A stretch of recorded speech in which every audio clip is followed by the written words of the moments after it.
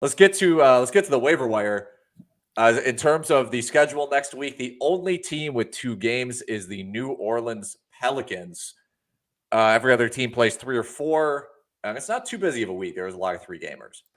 But Shannon and I are each going to provide 3 waiver wire options in the absence of Ken. I'm going to start with with Deni Avdija of the Washington Wizards, who is 50% rostered in Yahoo and 14% in ESPN. He's played great, as have the Wizards, since the Rui Hachimura trade. Avdija is averaging 16.3 points, 9.5 boards, and 2 dimes. Most importantly, 1.8 steals, and he's shooting 58, 40, 74. Those percentages, the field goal and 3-point, are a bit unsustainable. But his rebounding has really increased since Hachimura's been gone. And I think part of the reason that the Wizards are committed more to Avdija is because he's a way more versatile player than Hachimura, and is a way better defender as well. So I expect that steals production to stay pretty high. Do not be discouraged by the fact that he's coming off the bench. I think he's going to continue playing high 20s to low 30s minutes. They like him. They're willing to play him. They want to see what they have. Porzingis might get hurt. I think there's plenty of reasons to pick up Avdija. Yeah, I agree. I love his athleticism. I love his size. He can make some boneheaded plays at times, which will lead to a decrease in playing time. There's some inconsistency as well, but it's hard to argue against the production over the past handful of games, past 4 games in particular. Gives you a little bit of everything. I think he's definitely worth consideration in pretty much any 12-team league. He should be rostered.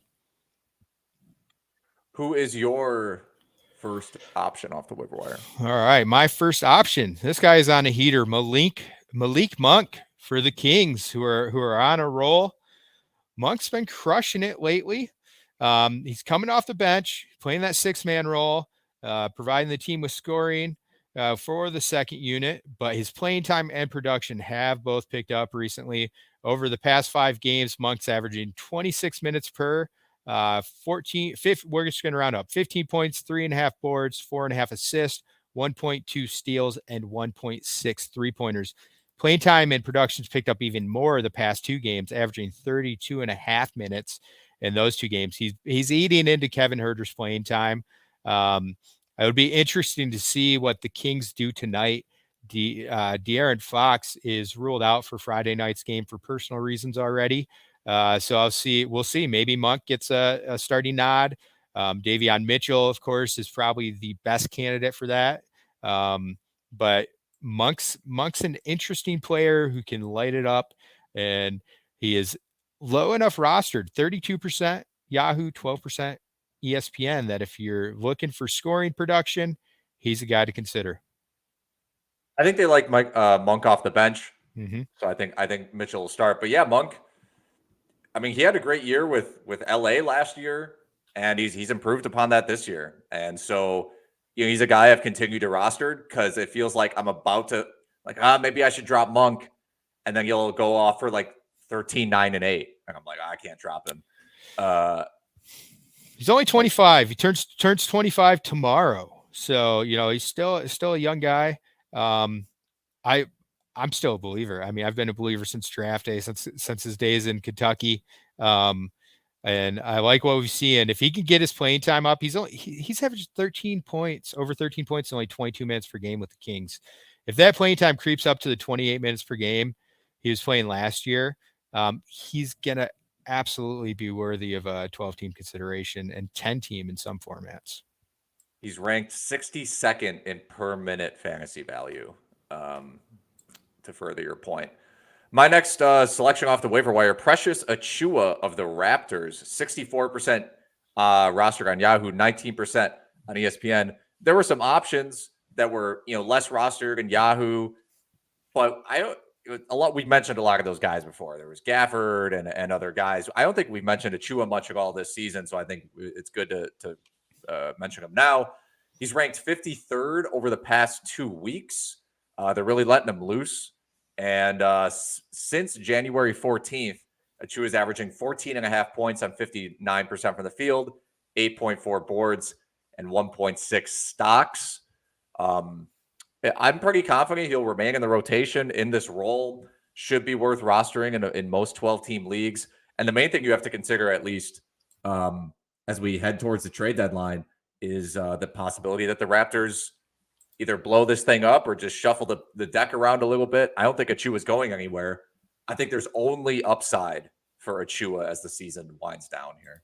Yeah, I agree with you, and he's been fantastic. He's been in the starting lineup, he's been fantastic, and then even off the bench, in the handful of games where he's kind of bounced back and forth depending on player availability for the Raptors, he's still doing his per minute production off the bench was solid as well. I would expect this team. I mean, if you look at trade rumors, OG Anunoby is one of the most popular names that's floated out there. If he's moved, I think the Raptors, they stop playing such a small lineup and do what they've been doing. Have Precious and Siakam start in the front court, Barnes at the 3, Gary Trent, Van Fleet. You've got all 5 of those guys rolling and steady production from Precious in that scenario. Even if OG returns, Precious is essentially their 6th man. And I think he warrants consideration in most formats in that scenario as well. So absolutely fantastic pickup. My next choice for 50% or less leagues, Alec Burks. We're going homer pick here. 33% rostered on Yahoo, 5% on ESPN. Burks has been solid for the Pistons over the past few games. He was inserted into the starting lineup on January 26th, and he's stuck there for 3 straight games over that stretch, averaging 29 minutes, 16 points, 5.3 rebounds, 3 assists, and 3.3 3-pointers. Actually, absolutely crushing it from downtown. 3.3 threes on 6.3 attempts, 52.5%. We know what Burks is. He's been in the league. He's like a 11-year vet. The Pistons are probably showcasing him a little bit prior to the deadline. So it's a short-term ad, a streaming option for you. But I think Burks is a solid option between now and the All-Star break or deadline. Do you have any insight on the lineup change? Do you think it's sort of a showcasing thing? Do you think they wanted to do something specific, or is it just they just want to try something different? Yeah, I think they're just juggling things up a little bit. I think the hope, I really do think one of the primary reasons was to showcase him in advance of the trade deadline. I hope so. Yeah, it really does seem to be the case. I mean, Killian Hayes had missed some time, so you could argue, all right, Killian Hayes sits out a game. He sat out one game, and then the next game, Burks is locked in the starting lineup. But yeah, it does give you more of a look at Jaden Ivey at the point guard position, which I think they want to do as well. But then once you dive into the rotation over the past 3 games, Ivey played 32 games, had 8 assists in that first outing with Burks in the starting lineup, but then 28 minutes, 21 minutes the next game. They go, Dwayne Casey just reverted right back to his usual antics and ridiculous rotation and not giving his young guys enough playing time. Jaden Ivey, Duren, even Killian Hayes, those guys should all be playing well over 30 minutes per game right now. It doesn't make any sense not to. They need the reps. But Burks, purely a showcase assignment in the starting lineup. We'll see. We'll see if it sticks. My guess is it sticks until he's out of town. We're sticking with the Pistons, believe it or not. My long shot of the week, Hamidou Diallo, who is 12% rostered in Yahoo and 2% rostered in ESPN. Over the past month, he's ranked 140, but over the past 2 weeks, he's ranked 43rd behind some great steal performances. The past 12 games for Diallo, 12.8 points on 69% shooting from the field, 4.5 boards, 1 dime, and 1.8 steals. He cannot shoot threes. He can now shoot free throws, and he's playing like 20 minutes a game. But the reality is he is a sick athlete. He was in the dunk contest a couple of years ago. And anytime I watch the Pistons game, he is just pushing it in transition. Really hard to stop on the break. And I think that's part of the reason he's only playing 20, 25 minutes is Casey just goes and tells him, like, turn it into a track meet for 15 minutes, and you're going to shoot 70% from the field when we hit you in the open court because you're just getting good looks all the time.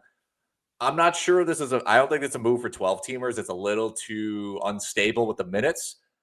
But if you're in a 16-team league, I would definitely take a look because I think the steals production is real, and I think the field goal percentage production is real. And it's been going on for too long for me to say this is some fluke. So I would definitely look into that if you're in a 16-teamer. Yeah, he's similar to Josh Jackson in production and kind of his skill set. So if you were in a league where, like, let's say the 2020 season, or certain stretches of 2021, where you were able to pick up Josh Jackson and utilize him and get some fantasy value out of him, then your boy Hamidou Diallo might be similar type of pickup. I am not as convinced in his viability long term. It could be interesting though. I mean, he's another guy who the Pistons could easily include in a trade to make contracts work. No one's going to necessarily be hunting him down to have him be a part of a contender push. But he could be tacked on in any kind of deal. It's tough. It's tough to bet on a guy who's, only playing about 20 minutes per, but he's producing right now. And if you need to stream, he's an option, especially on the steal side. I mean, he's got legit upside for steals. Yeah, he is. I think he's more so like a 4-game week streamer. Yes. But it all depends on what you need. Which is the case with most of these long shots, right? Including, actually, I would argue the two. I'm going to highlight two. They're guys we've talked about recently, but I think they warrant further consideration. DFS, Dorian Finney-Smith, 32% rostered, Yahoo 10% on ESPN. We talked about it a little bit when discussing Luka's injury. The minutes are just, he's getting boatloads of minutes right now over the past 4 games, 36 minutes per, averaging 12 points, 8.8 rebounds, 1 steal, and 2.3 3-pointers over that stretch. The shooting isn't too ridiculous, 39% from the 3-point, 47% from field goal. Those are legit. I mean, it's not too far off his career lines or his past couple seasons, what he's been able to do from both the floor and downtown. So I think that's sustainable. The minutes are going to be there. So Dorian Finney-Smith's a guy I would recommend picking up if you're in deeper formats. And then Drew Eubanks, got to talk about him again because Nurkic is hurt again. Yusuf Nurkic sitting out Friday, and on Wednesday, after Wednesday's game against the Wizards, he was spotted in a walking boot. Nurkic only played 2 minutes in that game before leaving, before injury. He managed to play 26 minutes. He missed a game, played 26 minutes, and then played 2, and then he was hurt again.